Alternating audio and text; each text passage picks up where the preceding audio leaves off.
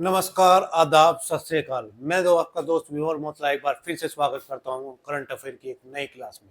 दोस्तों, आज फिर हम एक नई क्लास लेकर आपके सामने हाजिर हैं, जिसमें हम पढ़ेंगे आज रात तक के घटित हुई 10 महत्वपूर्ण घटनाओं को, जो आने वाले सभी एग्जाम के लिए महत्वपूर्ण साबित होगी। तो चलिए दोस्तों, शुरू करते हैं आज की क्लास को एक मोटिवेशन कोटेशन के साथ।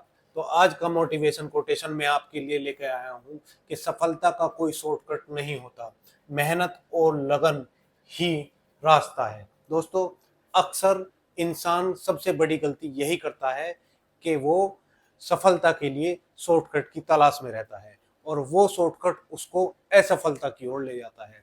जब भी हमें सफलता मिलेगी वो एक सही रास्ते और सही नीति के द्वारा मिलेगी। शॉर्टकट से मिली हुई सफलता इंसान पचा भी नहीं पाता है और वो उसे और अधिक गर्त में धकेल देती है।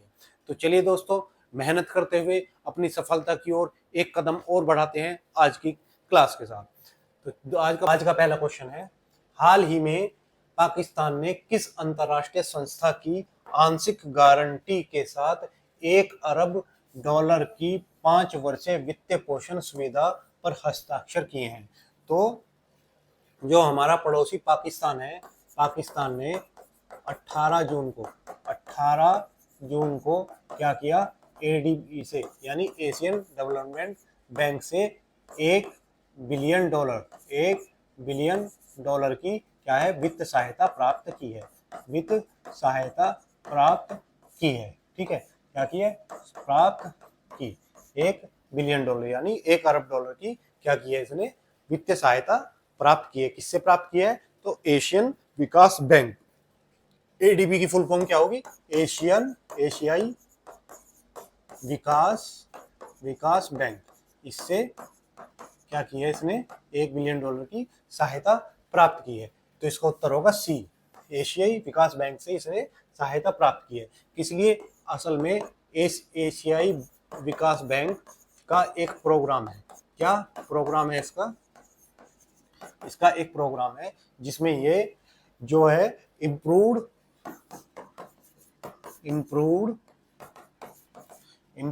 Resources, RESOURCES, resources mobilisation, improved resource mobilisation और यूटिलाइजेशन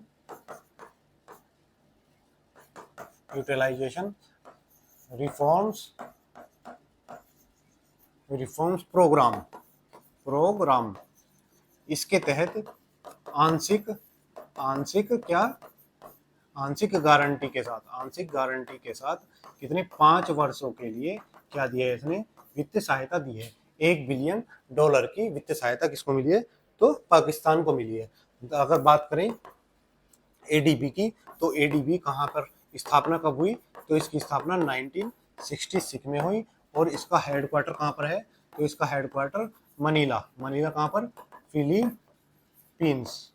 फिलीपींस की राजधानी मनीला में इसका हेडक्वार्टर है। अगर बात करें इसके सदस्यों की, तो इसमें 68 सदस्य देश इसमें शामिल हैं, ठीक है। और यहाँ से इसने क्या किया है? 1 बिलियन डॉलर की मदद ली है। अगर बात करें मनीला की, तो मनीला जो यहाँ पर एक चावल अनुसंधान केंद्र है, अंतर्राष्ट्रीय चावल अनुसंधान केंद्र कहाँ पर है? तो ये मनीला फिलीपींस में है। तो ये जानकारी हो गई इसके लोन के बारे में। अब आगे देखते हैं इसकी कहानी कि लोन इसको मिला कैसे, क्योंकि पाकिस्तान की स्थिति, आर्थिक स्थिति बिल्कुल खराब थी, अस्थिर थी। और ऐसी स्थिति में जब ये IMF की यानी FATF की ग्रे लिस्ट में शामिल था। ग्रे लिस्ट में FATF उसको शामिल करता है जो अपने लोन का या जो लोन को चुकाने की स्थिति में ना हो और जो मतलब जिस पे भरोसा ना किया जा सकता हो, उसको ग्रे लिस्ट में डाला जाता है। अब क्या हुआ कि जो पाकिस्तान है ये एकदम, इसकी सेफ देखें तो कैसी है? एकदम कुत्ते जैसी सेफ बनाकर ये बैठा हुआ है। नक्शे में भी ऐसा लगता है कि कुत्ता रोटी का टुकड़ा मांगने के लिए बैठा है, ठीक है। लेकिन इस अपने नल्ले में एक गजब का टैलेंट है, वो है भीख मांगने का टैलेंट। अब ये भीख मांगता था किस लिए? भारत का पड़ोसी होने के लिए। जब से पाकिस्तान का जन्म हुआ है तब से ये खैरात पर ही जिंदा है। अब तक इसको पहले पश्चिमी देश खैरात दिया करते थे, बीच में चाइना इसको खैरात देने लगा। अब क्या हुआ कि चाइना ने इसको खैरात देना थोड़ा कम कर दिया है, ठीक है। तो अब ये पहुंच गया है किसके पास, ये पहुंच गए हैं अपने फील्ड मार्शल नहीं, फील्ड मार्शल, क्योंकि ये दुनिया का पहला ऐसा सैन्य अध्यक्ष है जो जंग यानी युद्ध हारने के बाद भी इसको प्रमोशन मिला है। अब ये पहुंच गए अमेरिका के पास और अमेरिका से मदद मांगने, और इसका परिणाम अब दिख रहा है। जैसे आईएमएफ से भी ने कितना, आईएमएफ से भी 2.1 बिलियन डॉलर का क्या मिल गया है इनको, 1 बिलियन का क्या मिल गया है, लोन मिल गया है। और ये किसकी करामात है, तो ये यूएसए की करामात है। यूएसए की करामात के द्वारा ही इनको इतना लोन मिल रहा है। अभी इन्होंने इनको लंच पे इनवाइट किया, किसने, अपने ट्रम्प। हमारे जो ट्रम्प है इनको आजकल छपास की बीमारी लगी है। छपास का मतलब होता है इसको बड़ा बन के दिखाने की बीमारी, कि जो भी कर सकता है अपना थारा भाई जोगिंदर कर सकता है। तो ये क्या है, थारे भाई जोगिंदर बने हुए हैं। ये जोगिंदर आ जाते हैं और बोलते हैं कि भैया हमने युद्ध विराम करा दिया और इनको चाहिए नोबेल पुरस्कार, तो उसके लिए ये सारी कार्रवाई कर रहे हैं। अब युद्ध चल रहा है कहां पर, इजराइल और ईरान के बीच, ठीक है। इजराइल और ईरान के बीच युद्ध चल रहा है। अब यहां पर चाहिए किसको, यहां पर चाहिए अमेरिका को मदद। तो उसके लिए क्या है, पाकिस्तान के पास है परमाणु हथियार, और पाकिस्तान किसका पड़ोसी है, पाकिस्तान है ईरान का पड़ोसी। अब ईरान पाकिस्तान में रहकर अमेरिका ईरान पर लगाम लगा सकता है, क्योंकि जो इसके सारे डिफेंस इक्विपमेंट हैं वो इसके पश्चिमी हिस्से पे हैं, पूर्वी बॉर्डर इसका लगभग खाली है। तो पाकिस्तान में जो एयर बेस है वहां से अमेरिका ईरान को व्यस्त रखने के लिए या उस पर हमला करने के लिए पाकिस्तान की आवश्यकता है, इसलिए पाकिस्तान को इतना भाव दे रहा है, और इसके लिए जो है पाकिस्तान के आर्थिक दरवाजे भी खोल दिए हैं, ठीक है। तो ये हो गई इसके कारण कि इसको लोन क्यों मिल रहा है। नहीं तो जो भारत ने मेहनत की थी अभी वो बेकार होती नजर आ रही है, लेकिन ये थोड़े समय का है, फिर से इसकी यही हालत होने वाली है। जैसे ही अमेरिका का काम निकलेगा तो अमेरिका इसको फिर से लात मार देगा। ये हो गया इस एशियन विकास बैंक, ठीक है। इसके बारे में हमने पूरी जानकारी ले ली है। अब हाल ही में अब देखते हैं कुछ रिवीजन के क्वेश्चंस, ठीक है। रिवीजन के क्वेश्चंस देखते हैं भाई लोगों। हाल ही में जनजातीय मंत्रालय ने कितने एकलव्य मॉडल आवासीय विद्यालयों में अंतरिक्ष प्रयोगशाला स्थापित करने की घोषणा की है। तो जो ये है, ये 75 विद्यालयों में अंतरिक्ष प्रयोगशाला स्थापना की घोषणा की गई है। हाल ही में किस देश ने बौद्धिक संपदा अधिकार के उल्लंघन के लिए भारत को प्राथमिकता निगरानी सूची में डाला है। तो किसने डाला है, तो ये अपने थारा भाई जोगिंदर यानी अमेरिका ने डाला है। थारा भैया जोगिंदर वाला अमेरिका।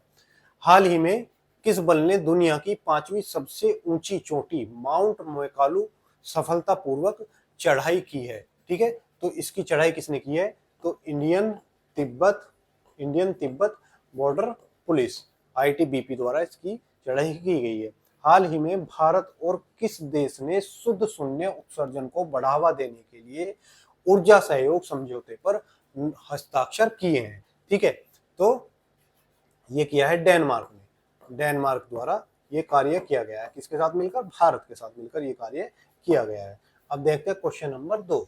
तो क्वेश्चन नंबर 2 हमारा है, हाल ही में किस फ्रांसीसी कंपनी ने भारत में फाल्कन 2000 बिजनेस जेट के निर्माण के लिए रिलायंस एरो स्ट्रक्चर लिमिटेड के साथ साझेदारी की है।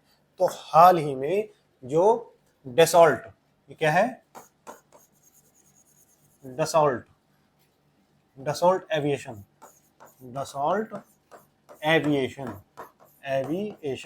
इसको तो हम इसके नाम से अच्छी तरह से परिचित हैं, ठीक है। किस लिए परिचित है, आगे देखते हैं। तो अभी क्या है, डसॉल्ट एविएशन और रिलायंस ने मिलकर क्या किया है, भारत में फाल्कन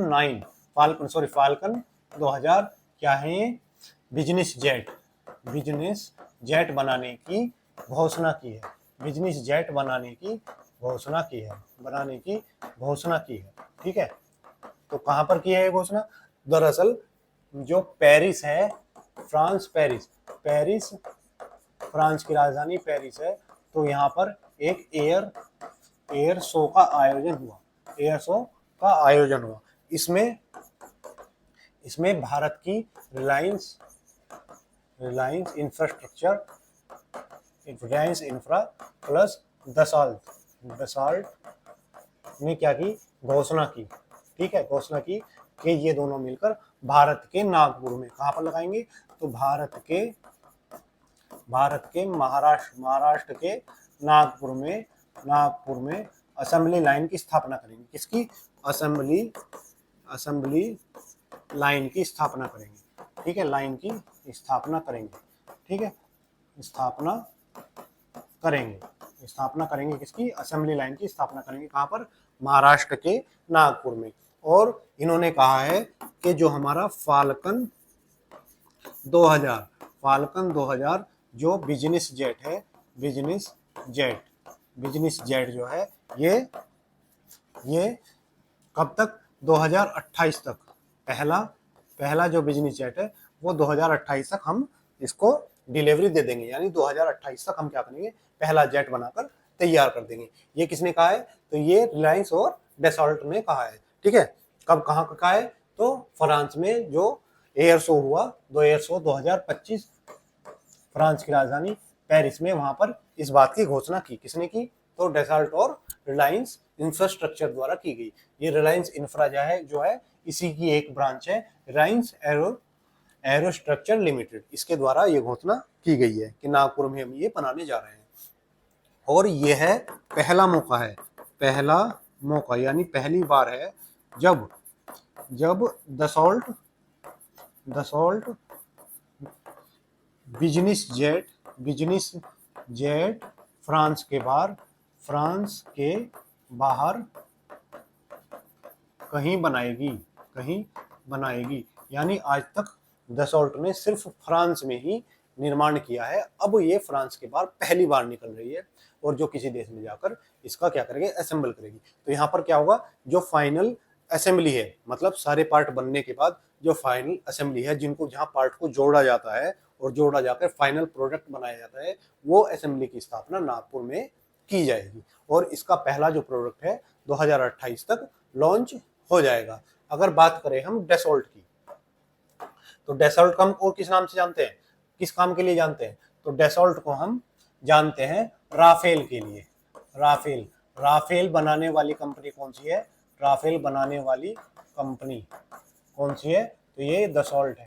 दसॉल्ट एविएशन ही राफेल का निर्माण करती है, तो हाल ही में भारत ने क्या किया, हाल ही में भारत ने फ्रांस से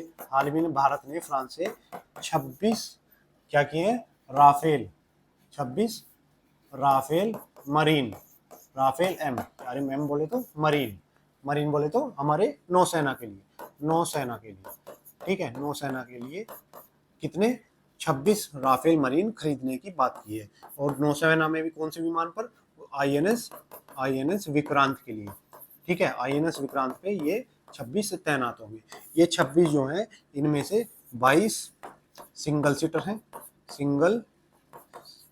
सीटर और जो 4 हैं वो डबल सीटर विमान है। ठीक है, इसका समझौता किसके साथ हुआ है, तो भारत और फ्रांस के बीच ये समझौता हुआ है और इनको भी डेसॉल्ट बनाती है। इससे पहले हम अपनी वायुसेना के लिए 36 राफेल विमान इससे खरीद चुके हैं। ठीक है, तो ये हमारी ट्राई और टेस्टेड एक पार्टनर है जो अब कहां पर आकर, नागपुर में आकर फाइनल असेंबली स्थापित करेगी। इससे पहले अगर हम बात करें तो टाटा प्लस एयरबस। ठीक है, ये हमारे यहाँ पर बड़ौदा में क्या करेगी, असेंबली लाइन का स्थापना करेगी। बड़ौदा कहाँ पर है, तो गुजरात में। और कौन सा विमान बनाएगी, तो C295 विमान का ये क्या करेगी, C295 विमान का यहाँ पर असेंबली लाइन स्थापित करेगी। ठीक है, तो ये हो गई हमारी इनके बारे में पूरी जानकारी। ये है हमारा विमान। बिजनेस जेट विमान क्या होते हैं, ये छोटे विमान जो प्राइवेट जेट के रूप में प्रयोग में लिए जाते हैं, या जिसमें कम सवारी हो, या किसी संस्था के द्वारा अपने प्राइवेट काम के लिए जो जेट बनाए जाते हैं, तो उन जेट का निर्माण करेंगे। और ये कौन है, तो ये हमारे अंबानी साहब हैं, ये क्या करेंगे, इसका निर्माण करवाएंगे। अब बात करें अगर हम किसकी? तो फ्रांस की। फ्रांस को एक बार हम मैप में देख लेते हैं। जैसा कि ये हमारा हो गया यूरोप का मैप, ठीक है। ये नीचे भूमध्य सागर हो गया, इधर अटलांटिक, नॉर्थ अटलांटिक, उत्तरी अटलांटिक, उत्तरी अटलांटिक महासागर, ठीक है। तो इसमें ये रहा हमारा यूरोप में, ये हमारी जल संधि जिब्राल्टर।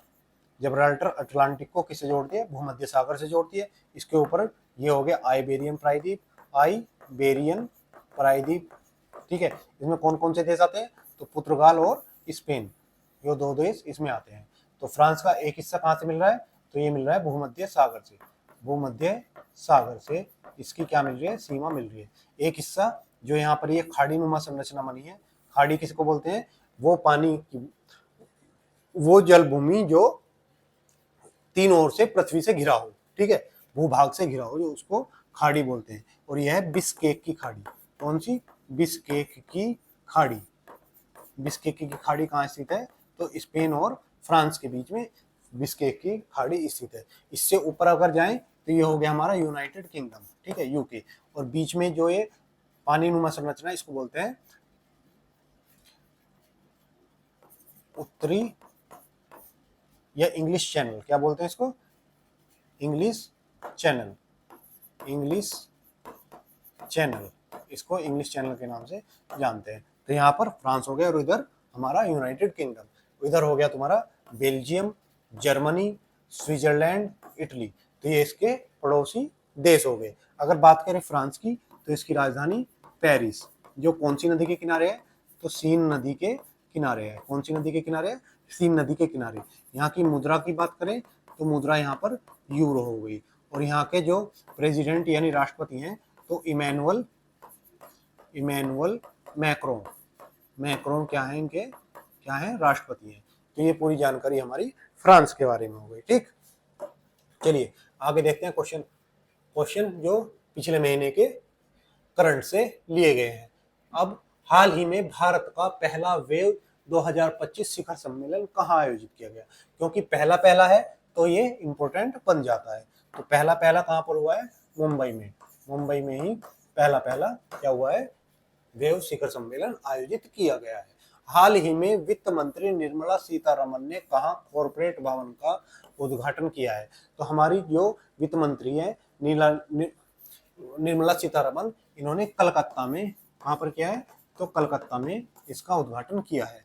हाल ही में डीआरडीओ ने स्ट्रेटोस्फेरिक एयरशिप प्लेटफॉर्म का पहला उड़ान परीक्षण कहाँ किया है? तो डीआरडीओ के ये उद्घाटन कहाँ पर? श्योपुर। उड़ान कहाँ पर? श्योपुर एमपी में। श्योपुर एमपी में ये उड़ान भरी गई है। हाल ही में अंगोला अंतर्राष्ट्रीय सौर गठबंधन आईएसए का सदस्य देश बना है। तो कौन सा सदस्य देश बना है? तो 123वां। आईएसए बोले तो इंटरनेशनल सोलर अलायंस, अंतर्राष्ट्रीय सौर गठबंधन का 123वां सदस्य अंगोला बना है। अब देखते हैं क्वेश्चन नंबर 3। विश्व आर्थिक मंच WEF यानी world economic forum, world economic forum के ऊर्जा बदलाव सूचकांक 2025 में भारत को कौन सा स्थान मिला है? हाल ही में क्या है कि वर्ल्ड इकोनॉमिक फोरम, विश्व आर्थिक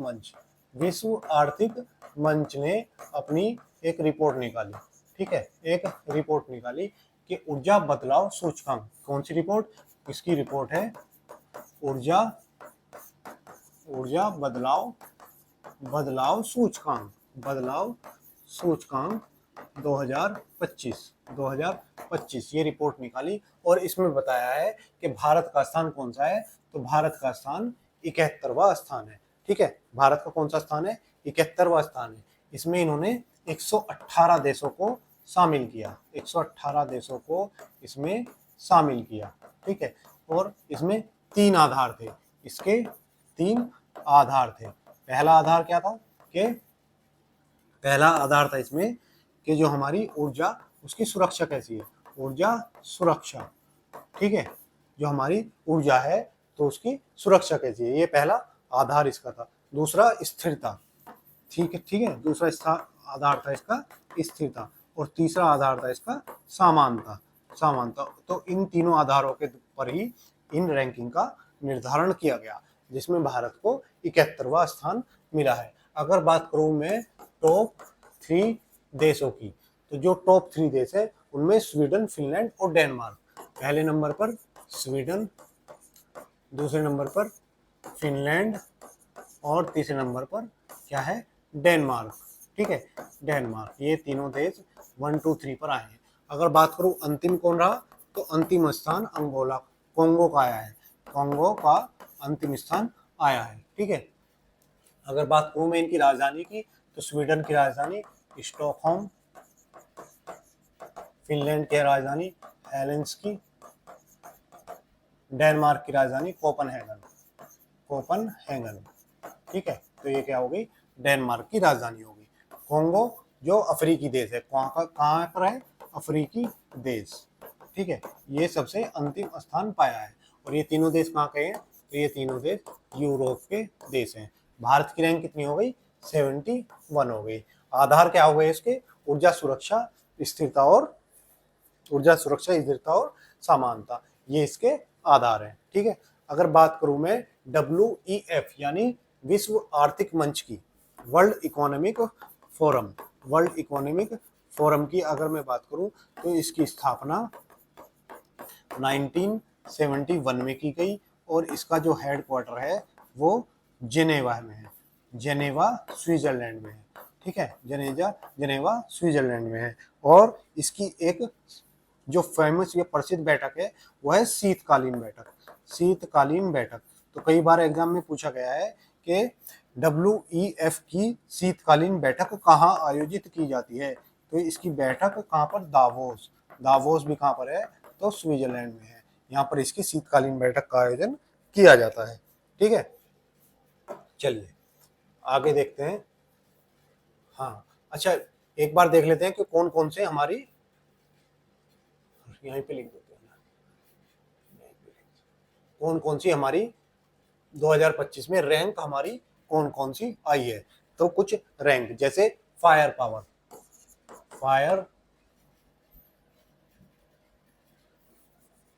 कौन सी रैंक देखते हैं पहले, फायर पावर।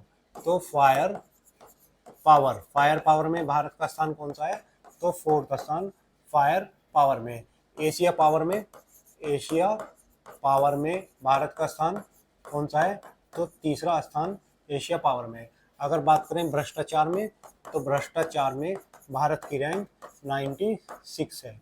अगर बात करें पर्यावरण में, तो पर्यावरण में भारत की रैंक 176 है। तो प्रेस स्वतंत्रता में भारत की रैंक कितनी है, तो 151 है।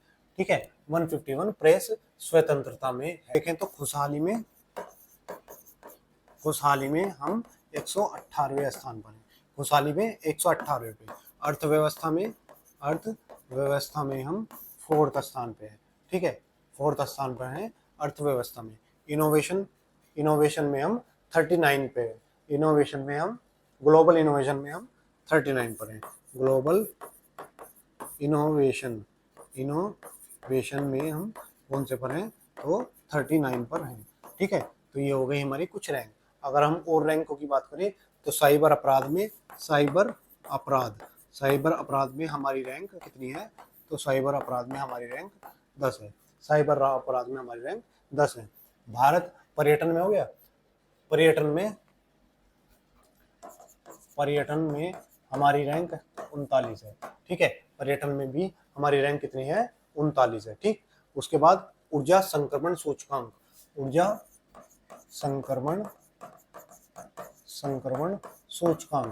इसमें हमारी रैंक, ऊर्जा संक्रमण सूचकांक में हमारी रैंक 63 है। तो हमारी भ्रष्टाचार में होगी, पर्यावरण में, प्रेस में हो गई। ठीक, तो ये सारी इंडेक्स में हमारी रैंक हो गई। और कुछ रैंक जैसे SDG में, यानी सस्टेनेबल डेवलपमेंट गोल, SDG में हमारी रैंक 108 है। SDG में हमारी रैंक 108 है। ठीक है, भुखमरी में हो गई। हैंडले पासपोर्ट इंडेक्स में हमारी रैंक कितनी है, तो पासपोर्ट में हमारी रैंक 80 है। तो ये कुछ रैंक जो 2025 में भारत की रही। ठीक है, ऊर्जा संक्रमण सूचकांक भी हो गया। साइबर अपराध में हमारी रैंक, साइबर अपराध में हमारी रैंक कितनी है? तो साइबर अपराध में हमारी रैंक 10 है। ठीक, और कौन सी रैंक बची? और global unicorn innovation, global unicorn innovation. तो ग्लोबल यानी यूनिकॉर्न इनोवेशन में हमारी रैंक, इनोवेशन में हमारी रैंक कौन सी है? तो हमारी रैंक तीसरी है।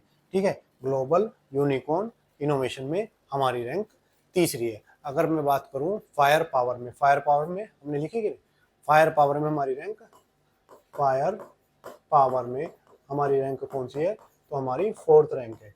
फायर पावर में हमारी रैंक 4th है। ठीक है, तो ये कुछ रैंक हो गई 2025 में जो भारत की रही। अब देखते हैं क्वेश्चंस कौन कौन से रहे। हाल ही में किस राज्य सरकार ने भारत का पहला transmitted internet city creator land launch किया है? तो ये किसने किया है? ये आंध्रा ने किया है। ठीक है, किसने? आंध्रा ने ये लॉन्च किया है। ठीक, हाल ही में अमेरिकी राष्ट्रपति डोनाल्ड ट्रंप ने विदेशी फिल्मों पर कितने % का टैरिफ लगाया है? तो थारे भाई जोगिंदर ने 100% टैरिफ लगा दिया है। तो जोगिंदर ने कितना टैरिफ लगा दिया? 100% टैरिफ लगा दिया है। हाल ही में प्रधानमंत्री नरेंद्र मोदी ने कहा सीबीआई निदेशक की नियुक्ति समिति की बैठक की अध्यक्षता की? तो ये कहां पर की? नई दिल्ली में इसकी अध्यक्षता हमारे पीएम मोदी जी द्वारा की गई। निम्नलिखित में से कहां मिस वर्ल्ड प्रतियोगिता का 72वां संस्करण आयोजन किया गया? तो हैदराबाद में इसका आयोजन किया गया। ठीक है, तो ये हो गया हमारा क्वेश्चन नंबर 3। क्वेश्चन नंबर 4 देखते हैं। हाल ही में किस देश के साथ भारत ने कृषि सहयोग के लिए पहली बार संयुक्त कार्य समूह की बैठक का आयोजन किया है? तो किसके साथ किया है? यूक्रेन के। हाल ही में हमारी यूक्रेन के और भारत की कृषि और कल्याण विभाग, जो भारत का कृषि और कल्याण विभाग है, भारत का कृषि और कल्याण विभाग, कृषि एवं कल्याण, किसान कल्याण विभाग, किसान कृषि एवं किसान कल्याण विभाग, कल्याण विभाग। ठीक है, इसकी बैठक कहाँ पर हुई? तो इसकी बैठक जो हुई वो ऑनलाइन यानी वर्चुअल बैठक हुई। वर्चुअल बैठक हुई, वर्चुअल बैठक यानी दोनों दूर से ही इंटरनेट के माध्यम से मिल लिए। तो हमारी तरफ से, जो भारत की तरफ से प्रतिनिधित्व किसने किया? तो भारतीय प्रतिनिधित्व किसने किया? तो अजीत जी ने हमारे यहाँ पर प्रतिनिधित्व किया। ये कौन है? तो ये सचिव हैं। किसके हैं? तो कृषि एवं किसान कल्याण विभाग के सचिव हैं। ठीक है, तो इन्होंने भारत का प्रतिनिधित्व किया है। ठीक है, अजीत जी ने हमारी ओर से इसका प्रतिनिधित्व किया है। वहीं यूक्रेन की ओर से कौन थे? तो यूक्रेन की ओर से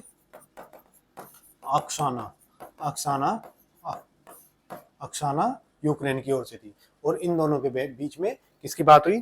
तो कृषि के मुद्दे पर बात हुई। और इनका उद्देश्य क्या था, या किन किन मुद्दों पर बात हुई?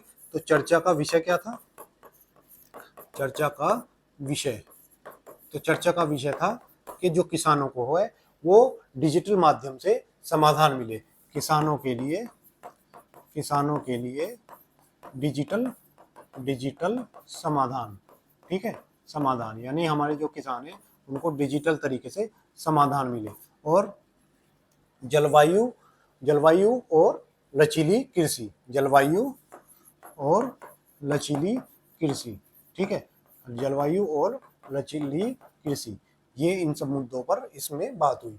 ठीक है, तो किसानों की सहायता के लिए यूक्रेन की मदद लेने जा रहे हैं। उसके लिए पहली बैठक कहाँ पर हुई? तो ऑनलाइन बैठक हुई, जिसमें हमारे अजीत जी ने प्रतिनिधित्व किया, उधर से अक्साना जी ने किया। और किन मुद्दों पर बात हुई? तो किसान के डिजिटल समाधान मिले, और इसको जो जलवायु हो उसकी लचीली कृषि, जैसी जलवायु वैसी कृषि हो, ऐसे क्या मिले हैं? ऐसे ही यहाँ पर बातें हुई हैं। ठीक है, तो ये रही हमारी ऑनलाइन बातें चल रही है। सामने ये भारत के कृषि और कल्याण विभाग के सदस्य बैठे हुए हैं। ठीक, अब देखते हैं यूक्रेन के बारे में। तो ये हो गया हमारा वर्ल्ड मैप। क्या है ये हमारा वर्ल्ड मैप। अगर हम यहाँ पे देखें, ये हो गया हमारा भारत। भारत से अगर हम कहाँ पर चलेंगे तो इधर चलेंगे पश्चिम में, ठीक है। पश्चिम में चलेंगे तो यूरोप, यहाँ से हो जाएगा यूरोप। यूरोप में सबसे पहला जो देश पड़ेगा रूस, और उसके बाद यूक्रेन। अभी रूस और यूक्रेन का युद्ध भी चल रहा है। नीचे क्या हो गया, भूमध्य सागर और काला सागर, ठीक है। अब देखते हैं यूरोप के मैप में। यूरोप के मैप में देखते हैं कहाँ पर यूक्रेन है। तो ये हो गया हमारा काला सागर। कौन सा हो गया, काला सागर। तुर्की से नॉर्थ में काला सागर। ये कौन सा देश हो गया, तो ये रूस हो गया। और ये यूक्रेन है। यूक्रेन यूरोप का, अगर यूक्रेन के बारे में लिखे तो यूरोप का रूस के बाद दूसरा सबसे बड़ा देश कौन सा है, यूक्रेन। अगर बात करें इसकी राजधानी, तो कीव इसकी राजधानी है, जो नीपर नदी के किनारे है। कौन सी नदी के किनारे है, नीपर नदी के किनारे है। अगर बात करें इसकी मुद्रा की, तो रिविनिया, रिविनिया इसकी क्या है, मुद्रा है, ठीक है। और इसका कहाँ से बॉर्डर साझा होता है, तो काला सागर से। अगर इसकी बात करें पड़ोसी राज्य कौन कौन से हैं, तो एक तरफ ये रूस से बॉर्डर बनाता है, इधर बेलारूस, रूस के बाद बेलारूस, पोलैंड, और इधर रोमानिया, ये हो गया मालदोवा, और हंगरी, और ये स्लोवाकिया। तो ये क्या हो गए, इसके पड़ोसी राज्य हो गए। ये काला सागर, और यहाँ पर अजोव, अजोव सागर। और ये जो आपको प्रायद्वीप दिख रहा है, ये है इसका क्रीमिया, क्रीमिया प्रायद्वीप, जिस पर रूस ने कब किया, 2014 में कब्जा कर लिया। और 2014 में कब्जा करने के कारण ही रूस को G8 से निकाल दिया गया, और उसके बाद G7 क्या बना, ग्रुप बना। G7 की हाल ही में बैठक कहाँ आयोजित की जा रही है, आप मुझे कमेंट बॉक्स में लिखकर बताएंगे कि कहाँ पर उसका आयोजन किया जा रहा है। चलिए अगला क्वेश्चन देखते हैं। अच्छा, ये हाल ही में किस राज्य मंत्रिमंडल ने नई आबकारी नीति को मंजूरी दी है। तो जो नई आबकारी नीति को मंजूरी मिली है, वो हरियाणा में दी गई है, ठीक है। हाल ही में भारतीय सेना द्वारा किस ऑपरेशन के तहत पाकिस्तान के आतंकवादी ठिकानों को नष्ट किया गया, तो ऑपरेशन सिंदूर। मई 2025 में कितने जिलों में नागरिक सुरक्षा मॉक ड्रिल का आयोजन किया गया है, तो 244 में जिलों में आयोजन किया गया था। हाल ही में किस राज्य ने पराली जलाने पर प्रतिबंध लगा दिया है, तो पहले पंजाब ने और MP ने भी लगा दिया है, ठीक है।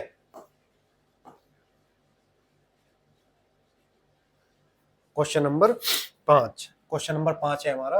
हाल ही में भारत में स्टारलिंक को किस सेवा के लिए आधिकारिक लाइसेंस मिला है, किस सेवा के लिए मिला है, तो सैटेलाइट आधारित इंटरनेट सेवा के लिए। तो ये स्टारलिंक जो है, ये किसका प्रोजेक्ट है, तो ये स्पेस एक्स जिसके मालिक कौन है, एलन मस्क है, तो उनका प्रोजेक्ट है। और ये क्या है, सैटेलाइट आधारित क्या पड़ता है, आधारित इंटरनेट प्रदान कराता है, ठीक है। तो इसके लिए इसने भारत में स्पेस एक्स ने, यानी किसके साथ समझौता किया है, तो एयरटेल प्लस जियो, इनके साथ इसने समझौता किया है, इन दो कंपनियों के साथ समझौता किया है, ठीक है। और ये भारत में अब क्या प्रोवाइड कराएगा, तो सैटेलाइट इंटरनेट प्रोवाइड करवाएगा। असल में जो स्टारलिंक प्रोजेक्ट है, इसका स्टारलिंक प्रोजेक्ट, इसके तहत इसने अंतरिक्ष में 12,000 लगभग 12,000 सैटेलाइट भेज दिए हैं। और इसका लक्ष्य है 12,000 से 35,000 के आसपास सैटेलाइट भेजने का, स्थापित करने का। तो इस सैटेलाइट कहाँ पे स्थापित किए हैं, तो ये लो अर्थ ऑर्बिट में। कहाँ पर, लो अर्थ ऑर्बिट में कहाँ पर सैटेलाइट स्थापित करेंगे, पृथ्वी के ऊपर 3 क्या बनाए जाते हैं, ऑर्बिट बनाए जाते हैं, ठीक है। 3 ऑर्बिट बनाए जाते हैं। एक है लो अर्थ ऑर्बिट, जिसकी दूरी कितनी होती है, तो 140 किलोमीटर से कहाँ तक, 2000 किलोमीटर तक।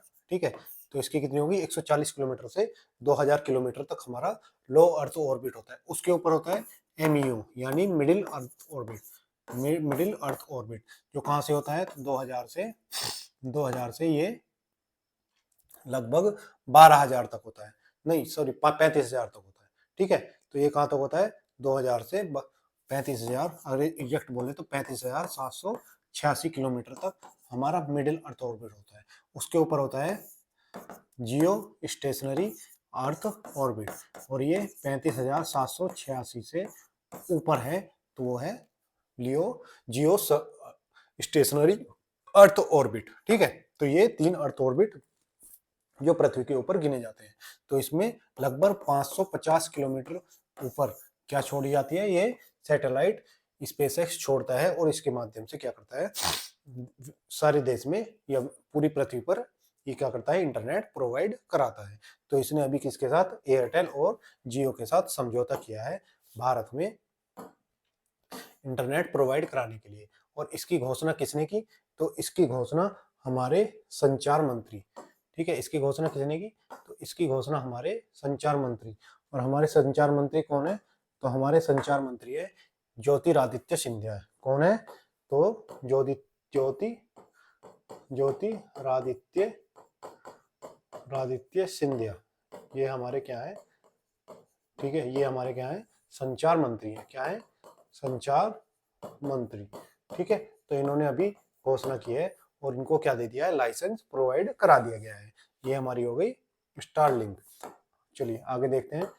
हाल ही में कहां दुनिया का पहले ऊर्जा संचरण उद्यान का उद्घाटन किया गया है, तो हाल ही में दुनिया के पहले संचरण का उद्घाटन कहां पर किया गया है, तो वो हैदराबाद में किया गया है। ठीक है, कहां पर किया गया है, तो वो हैदराबाद में इसका उद्घाटन किया गया है। तो कहां किया गया है, हैदराबाद में।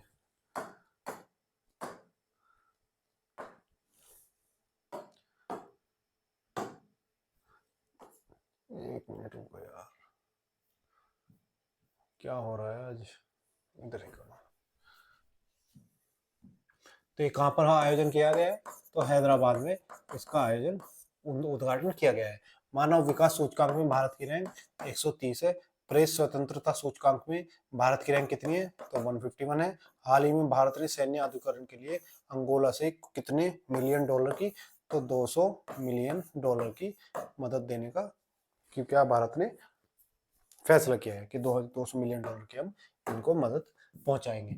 अब देखते हैं क्वेश्चन नंबर 6।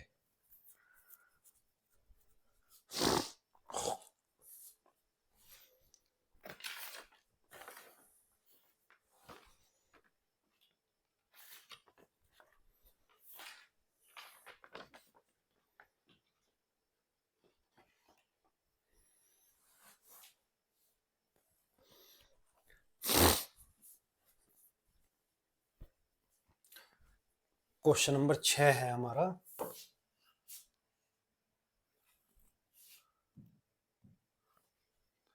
क्वेश्चन नंबर 6, हाल ही में महाराष्ट्र सरकार ने किस कक्षा से किस कक्षा तक हिंदी को आमतौर पर तीसरी भाषा के रूप में पढ़ने पर आदेश दिया है, तो ये कक्षा 1 से कक्षा 5 तक। ठीक है, तो अभी क्या है कि हिंदी को तीसरी भाषा के तौर पर लागू किया जाएगा। दरअसल क्या है, जब भी हिंदी को लागू करने की बात होती है, तो हमारे दक्षिण वाले राज्य ऐसा आरोप लगाते हैं कि उत्तर वाले राज्य हमारे ऊपर हिंदी को थोप रहे हैं। इसीलिए जो हमारी नई एजुकेशन पॉलिसी 2020 थी, जो कस्तूरी रंगन समिति की सिफारिश पर लागू की गई, उसमें हिंदी को अनिवार्य बनाया गया और 3 भाषा फॉर्मूला दिया गया, जिसमें एक क्षेत्रीय भाषा, दूसरे नंबर पर हिंदी और तीसरे नंबर पर अंग्रेजी होगी। उसी का अनुपालन करते हुए महाराष्ट्र सरकार ने तीसरी भाषा के तौर पर कक्षा 1 से कक्षा 5 को अनिवार्य रूप से लागू कर दिया है। ठीक है, क्या किया है, तो आमतौर पर तीसरी भाषा के रूप में कक्षा 1 से कक्षा 5 तक कहाँ लागू किया है, तो कौन से राज्य ने किया है, तो महाराष्ट्र ने, महाराष्ट्र राज्य ने क्या किया है, लागू किया है। और ये कार्रवाई किसके तहत हुई है, तो नई education policy, new education policy 2020, और ये कब आई? तो 2020 में आई। और इसके लिए सिफारिश तो कस्तूरी रंगन समिति की सिफारिश पर, कस्तूरी रंगन समिति की सिफारिश पर ये आई। ठीक है, इसने क्या की थी? सिफारिश की थी। और इसके तहत क्या है? 3 भाषाई फॉर्मूला, 3 भाषाई फॉर्मूला दिया गया, फॉर्मूला दिया गया, जिसमें पहली क्षेत्रीय भाषा में शिक्षा होगी, क्षेत्रीय भाषा, दूसरी भाषा हिंदी, और तीसरी भाषा अंग्रेजी को रखा गया। ठीक है, इसमें क्या कहा गया कि 3 भाषा में आप, क्षेत्रीय भाषा में, हिंदी भाषा में और अंग्रेजी भाषा में 3 स्तर पर इसको 3 स्तर में लागू किया जाए। अगर बात करूं मैं हिंदी के बारे में, तो अनुच्छेद अनुच्छेद 343 फर्स्ट 343 343(1) में कहा गया है कि भारत की राजकीय भाषा, भारत की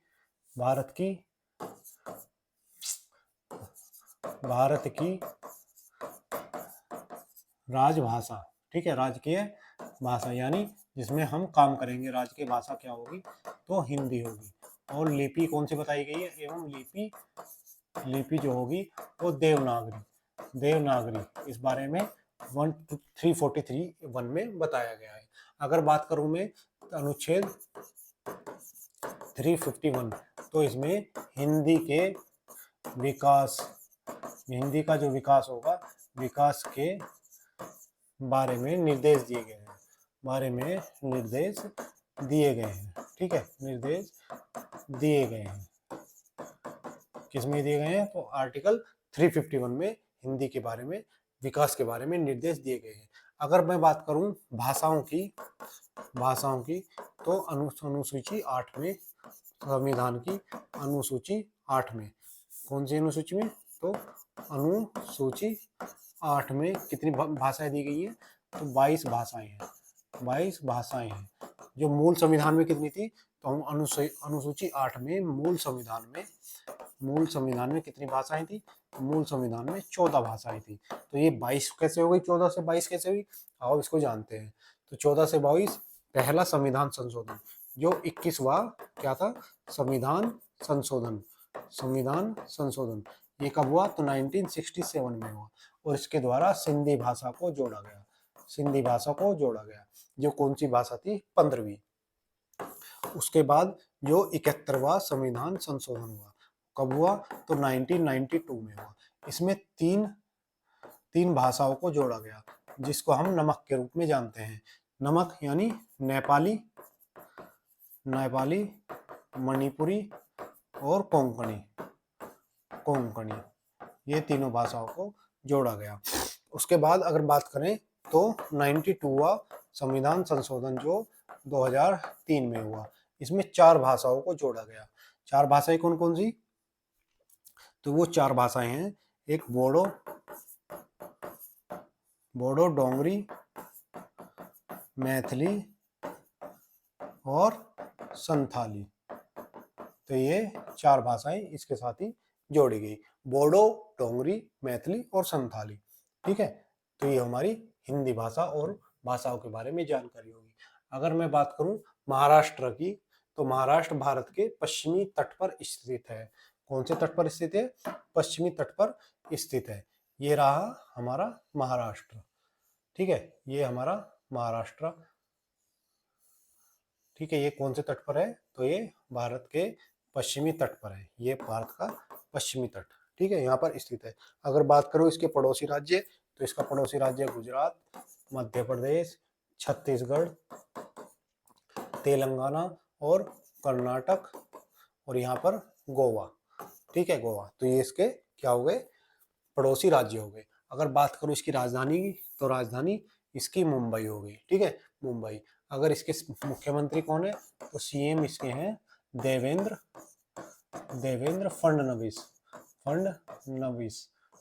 फडणवीस इसके कौन है? सीएम है। यहाँ के राज्यपाल की बात करो, तो राज्यपाल कौन है?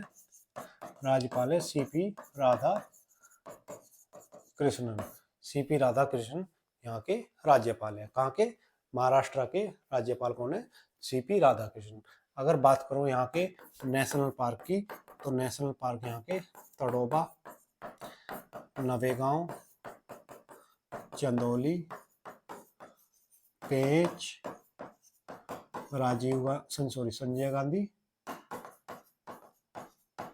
संजय गांधी और नवेगांव, तड़ोबा, चंदौली, पेंच, संजय गांधी। ठीक है, तो ये इसके नेशनल पार्क हो गए। और एक जो बचा वो है गुंगमल,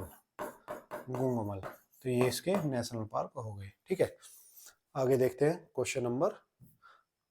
ये हमारे जो शिक्षक है 1 से 5वीं तक ये दी जाएगी किसमें, तीसरी भाषा हिंदी के तौर पर कर दिया गया है। अब बात करें हाल ही में किस देश ने यात्रा सुरक्षा बढ़ाने के लिए चिप आधारित ई पासपोर्ट लॉन्च किया है। तो ऐसा करने वाला जो देश बना है अपना भारत बना है। कौन बना है? भारत। अरुणाचल प्रदेश में पूर्वोत्तर भारत का पहला भूतापीय उत्पादन का कुआं कहाँ खोदा गया है? तो पश्चिमी कामेंग जिले में ये खोदा गया है। निम्नलिखित में से विश्व रेड क्रॉस दिवस 2025 की थीम क्या थी? तो इसकी थीम थी मानवता के लिए जीवित रखना, मानवता को जीवित रखना इसकी थीम थी। ठीक है, जीवित रखना इसकी थीम थी। और अब मुझे बताएंगे विश्व रेड क्रॉस दिवस कब मनाया जाता है? आप मुझे कमेंट बॉक्स में लिखकर बताएंगे। हाल ही में दिल्ली सरकार ने वायु प्रदूषण से निपटने के लिए कितने क्लाउड सीडिंग परीक्षण की मंजूरी दी है? तो इन्होंने 5 क्लाउड सीडिंग परीक्षण की मंजूरी दी है। हाल ही में गूगल ने अपना पहला एशियाई पैसिफिक सेफ्टी इंजीनियरिंग सेंटर, कौन सा? सेफ्टी इंजीनियरिंग सेंटर GSEC किस भारतीय शहर में लॉन्च किया है? तो ये जो इन्होंने लॉन्च किया है वो हैदराबाद में लॉन्च किया है। कहाँ पर किया है? तो हैदराबाद में लॉन्च किया है। हाल ही में गूगल ने अपना GSEC यानी गूगल सेफ्टी इंजीनियरिंग सेंटर, ठीक है, सेंटर कहाँ खोला है? तो हैदराबाद में खोला है। ये क्या होगा? ये हमारे साइबर सेफ्टी सेंटर होगा। यानी जो हमारे ऑनलाइन धोखाधड़ी होती है उसके लिए, सेफ्टी के लिए एक सेंटर का उद्घाटन किया गया है, यानी साइबर सुरक्षा केंद्र होगा। ठीक है, साइबर सुरक्षा केंद्र के रूप में इसे स्थापित किया जाएगा। अगर बात करें हम गूगल की, तो गूगल किसकी कंपनी है? तो ये अल्फाबेट की क्या है? पेरेंट कंपनी है। यानी इसकी जो पेरेंट कंपनी है वो कौन सी? अल्फाबेट की एक छोटी ब्रांच क्या है? गूगल है। ठीक है, और इसके CEO कौन है? तो इसके CEO सुंदर पिचाई इसके CEO हैं। तो इन्होंने अभी क्या किया है? हैदराबाद में इसकी घोषणा की है। हैदराबाद, अगर बात करूं हैदराबाद, तो हैदराबाद तेलंगाना की राजधानी क्या है? हैदराबाद है। ठीक है, तेलंगाना की राजधानी क्या है? हैदराबाद है। ठीक है, और हैदराबाद किस नदी के किनारे है? तो मूसी नदी के किनारे स्थित है। ठीक है, हैदराबाद मूसी नदी के किनारे स्थित है। अगर बात करूं यहाँ के CM की, तो यहाँ के CM जो है वो है रेवंत रेड्डी, और रेवंत रेड्डी ने ही क्या की है? ये घोषणा की है। रेवंत रेड्डी ने ही ये घोषणा की है। अगर बात करूं यहाँ के राज्यपाल, तो यहाँ के जो राज्यपाल हैं उनका नाम है, यहाँ के राज्यपाल का नाम है जिष्णु देव वर्मा। क्या है इनका? जिष्णु देव वर्मा यहाँ के राज्यपाल हो गए। ठीक है, तो ये जानकारी हमारी तेलंगाना के बारे में। तो गूगल ने अभी कहां पर किया है? तो ये हमारा हो गया तेलंगाना कहां पर है? तो ये रहा, अभी महाराष्ट्र का बॉर्डर हम साझा कर रहे थे, तो यहाँ पर तेलंगाना में, ये कर्नाटक, आंध्र प्रदेश, छत्तीसगढ़ और महाराष्ट्र 4 से बॉर्डर बनाता है। किस किस से? के आंध्र प्रदेश, कर्नाटक और छत्तीसगढ़ और महाराष्ट्र। अगर बात करूं तेलंगाना की, तो तेलंगाना की स्थापना 2 जून 2014 को, और 2 जून को हम क्या मनाते हैं? तेलंगाना स्थापना दिवस। तेलंगाना स्थापना दिवस मनाते हैं। ठीक है, इसलिए हम क्या मनाते हैं, तेलंगाना स्थापना दिवस मनाते हैं। अगर बात करूं यहाँ के नेशनल पार्क के, तेलंगाना में कौन कौन से नेशनल पार्क हैं, तो यहाँ पर एक मरगवानी, ठीक है, मरगवानी हो गया, और एक हो गया यहाँ पर कासु ब्रह्मानंद रेड्डी।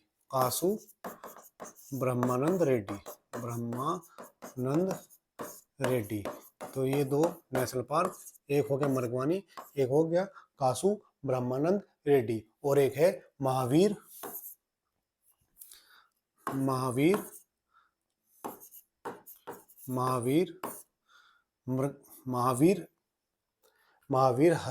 हरिना वनस्थली।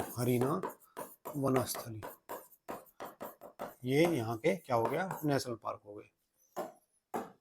चलिए अब देखते हैं क्वेश्चन, रिवीजन के क्वेश्चन। हाल ही में किस देश में व्यापार और पर्यटन को बढ़ावा देने के लिए 10 वर्षीय गोल्डन वीजा कार्यक्रम शुरू किया गया है, तो ये वियतनाम में शुरू किया गया है। वित्त वर्ष 2025 में गेहूं की खरीद कितने लाख मीट्रिक टन अधिक हुई है, तो जो गेहूं की खरीद है वो 250 लाख मीट्रिक टन, यानी कितनी, 250 लाख मीट्रिक टन अधिक हुई है। मानव विकास सूचकांक 2025 में कौन सा देश शीर्ष पर रहा, तो इसमें जो शीर्ष पर रहा वो आइसलैंड शीर्ष पर रहा। हाल ही में रविंद्रनाथ टैगोर की कौन सी जयंती मनाई गई, तो हाल ही में रविंद्रनाथ टैगोर की 164वीं जयंती मनाई गई। संयुक्त राष्ट्र महासभा ने किस वर्ष अंतर्राष्ट्रीय महिला किसान वर्ष घोषित किया है, तो संयुक्त राष्ट्र महासभा ने अभी 2026 को क्या किया है, 2026 को अंतर्राष्ट्रीय महिला किसान वर्ष घोषित किया है। अंतर्राष्ट्रीय महिला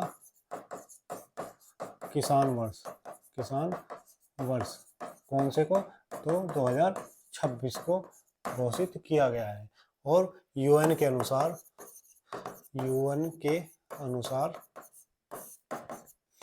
भारत में जो जो महिलाएं हैं और वो आर्थिक कार्यों में सक्रिय हैं, ठीक है, तो भारत में आर्थिक मामलों में सक्रिय महिलाओं का 80% कहाँ पर, कृषि में कार्यरत है। इसका मतलब क्या हुआ कि जो भारत में पैसा कमाने वाली महिलाएं हैं, जो कोई काम कर पैसा कमाती हैं, उसमें से 80% महिला कृषि में लगी हुई हैं, यानी खेती के कार्य करती हैं। और इनमें से ये जो महिलाएं हैं, इनमें से भी बस 8.3 कितनी 8.3% महिला क्या है, ये भू मालिक हैं, यानी इनके नाम जमीन आती है। जो महिलाएं काम करती हैं उनमें से 8.3 महिला के पास ही जमीन आती है, बाकी सब ऐसे ही मजदूरी कर रही हैं। तो ये बात इसमें कही गई है। और इसका जो उद्देश्य है वो क्या है, इस दिवस मनाने का उद्देश्य जो है वो है कि जो महिलाएं हैं, महिलाओं को, विकासशील देशों की महिलाओं को भूमि अधिकार दिलाना, तकनीक, बाजार में पहुंच और कृषि नीतियों में लैंगिक असमानता को उजागर करना। तो इसका उद्देश्य है विकासशील देशों में भूमि अधिकार, बाजार पहुंच, ठीक है, भूमि अधिकार हो गया, बाजार पहुंच, तकनीक और कृषि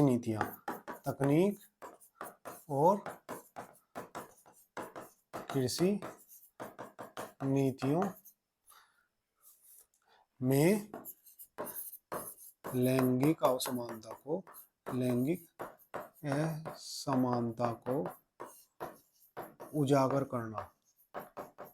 उजागर करना, ये इसका उद्देश्य हो गया। ठीक है, तो ये किसने, यूएन द्वारा मनाया गया। अगर बात करें 2025 को, तो 2025 को भी इन्होंने क्या घोषित किया है, तो सहकारिता का वर्ष घोषित किया है, सहकारिता का वर्ष। और कौन सा घोषित किया है? हमारी रक्षा मंत्रालय ने भारतीय रक्षा मंत्रालय ने क्या किया है? सुधारों का वर्ष घोषित किया है। सुधारों का वर्ष घोषित किया है। तो सहकारिता का वर्ष और सुधारों का वर्ष हमारे रक्षा मंत्रालय द्वारा घोषित किया गया है। ये हो गया यूएनओ, और ये जो कामकाजी महिलाएं हैं, बैंगन लेके जा रही है यूएन में देने के लिए। ठीक है, तो ये हमारी महिलाएं हो गई। आगे देखते हैं, हाल ही में किस राज्य सरकार ने नार्को आतंकवाद से निपटने के लिए ड्रोन विरोधी तकनीक का उपयोग किया है? तो ये पंजाब द्वारा किया गया है। हाल ही में अडानी समूह ने किस देश की कंपनी के साथ जल विद्युत परियोजनाओं को विकसित करने के लिए समझौता किया है? तो ये हमारे बांग्लादेश के साथ समझौता किया गया है। किसके साथ? बांग्लादेश के साथ समझौता किया गया है। हाल ही में किस राज्य में दक्षिण एशियाई फुटबॉल महासंघ सैफ अंडर 19 फुटबॉल चैंपियनशिप 2025 आयोजित हुई? तो यह कहां पर? अरुणाचल प्रदेश में आयोजित हुई। हाल ही में भारत न्यूजीलैंड के बीच मुक्त व्यापार समझौते पर पहले दौर की वार्ता कहां संपन्न हुई है? तो ये वार्ता गुजरात में संपन्न हुई है। क्वेश्चन नंबर 9, हाल ही में हिंदी भाषा के लिए साहित्य अकादमी युवा पुरस्कार 2025 किसे मिला है? तो ये पुरस्कार अभी अभी प्रवेश यादव जी को मिला है। ठीक है, प्रवेश यादव को हिंदी का क्या मिला है? युवा साहित्यिक पुरस्कार मिला है। कौन सा पुरस्कार है? युवा के लिए प्रवेश यादव जी को मिला है। तो ऑप्शन 20 का हो गया। जो साहित्य अकादमी है, साहित्य अकादमी, ये हमारे भारत सरकार के संस्कृति मंत्रालय के अधीन आती है। संस्कृति मंत्रालय के अधीन आती है। ठीक है, तो अभी इसने किसने अधीन आती है? इसने 23 भाषाओं में युवा पुरस्कारों की घोषणा की। युवा पुरस्कारों की घोषणा की। ठीक है, 23 भाषाओं में युवा पुरस्कारों की घोषणा की। इसमें से जो हिंदी में जो पुरस्कार मिला है वो प्रवेश यादव जी को मिला है। प्रवेश यादव जी को मिला है। किसके लिए? तो फिर उगना कविता के लिए मिला है। ठीक है, तो फिर उगना कविता के लिए मिला है। अगर बात करें अंग्रेजी में, तो अंग्रेजी में जो मिला है वो अद्वैत कोलारकर को मिला है। अद्वैत कोलारकर को मिला है। किसके लिए? इनका एक उपन्यास है। किस पर आधारित? बुद्ध पर आधारित। तो उसको उपन्यास का नाम है Siddhartha a boy to become the Buddha. A boy to become Buddha, ये उपन्यास है। इसके लिए इनको अंग्रेजी का युवा साहित्यिक पुरस्कार दिया गया है। चलिए, तो ये इसमें साहित्य पुरस्कार में एक तो ये पत्र मिलता है तांबे का जिस पर उसका नाम लिखा हो। तो एक इसमें मिलता क्या क्या है? तो एक संदूक मिलता है इसमें, संदूक। ठीक है, एक छोटा संदूक मिलता है। एक तांबे के पट्टी मिलती है, ये जिस पर उसका नाम लिखा हो। और 50,000 रुपए, कितनी सहायता मिलती है? तो 50,000 रुपए की राशि भी इसमें दी जाती है। युवा जो हमारा टैलेंट है उसको प्रोत्साहित किया जाता है। प्रतिवर्ष किस तारीख को राष्ट्रीय प्रौद्योगिकी दिवस मनाया जाता है? तो हमारे यहाँ पर 1 मई को। कौन सी तारीख को मनाया जाता है? तो 1 मई को राष्ट्रीय प्रौद्योगिकी दिवस मनाया जाता है। हाल ही में उत्तर प्रदेश सरकार ने किसके सहयोग से यूपी एग्रीशोर और AI प्रज्ञा लॉन्च की है? तो विश्व बैंक की सहायता से लॉन्च की है। हाल ही में IMF ने भारत की आपत्तियों के बावजूद पाकिस्तान को कितने बिलियन डॉलर की मंजूरी दी है? तो इसने 2.4 बिलियन डॉलर की मंजूरी दी है। हाल ही में किस अंतरराष्ट्रीय शहर में संयुक्त राष्ट्र फोरम ऑन फॉरेस्ट के 20वें सत्र का आयोजन किया गया? तो ये कहाँ पर? न्यूयॉर्क कहाँ पर है? तो USA में इसका आयोजन किया गया। चलिए अगला क्वेश्चन देखते हैं, क्वेश्चन नंबर 10। हाल ही में MIT के प्रोवोस्ट पद पर नियुक्त होने वाले पहले भारतीय अमेरिकी कौन बने हैं? तो ये अनंत चंद्र कासन जो है बने हैं। ये कहाँ कर हैं? तो ये चेन्नई में इनका जन्म हुआ है। चेन्नई मद्रास तमिलनाडु, चेन्नई तमिलनाडु में इनका जन्म हुआ है। ये क्या है? भारतीय अमेरिकी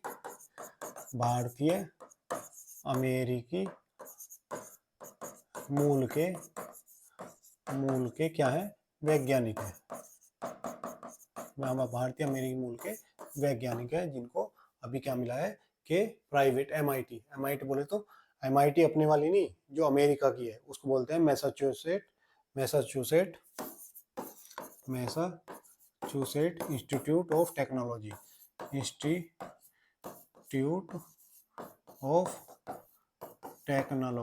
ठीक है। इस पद पर इनको नियुक्त किया गया है। देखते हैं इनका फोटो। तो ये है, इनको नियुक्त किया गया है। ये पहले भारतीय अमेरिकी हैं जिनको ये पद पर नियुक्त किया गया है। तो ये थी आज की हमारी क्लास, जिसमें हमने आज रात तक के घटित 10 घटनाओं के महत्वपूर्ण मुद्दों को जाना तथा उनसे जुड़े स्ट्रेटेजी के तथा पिछले महीनों के करंट को भी समझा। तो आशा करते हैं आपको ये हमारा प्रयास पसंद आया होगा। कृपया करके वीडियो को लाइक करें, चैनल को सब्सक्राइब करें और ज़्यादा से ज़्यादा इस वीडियो को अपने दोस्तों के साथ शेयर करें। धन्यवाद।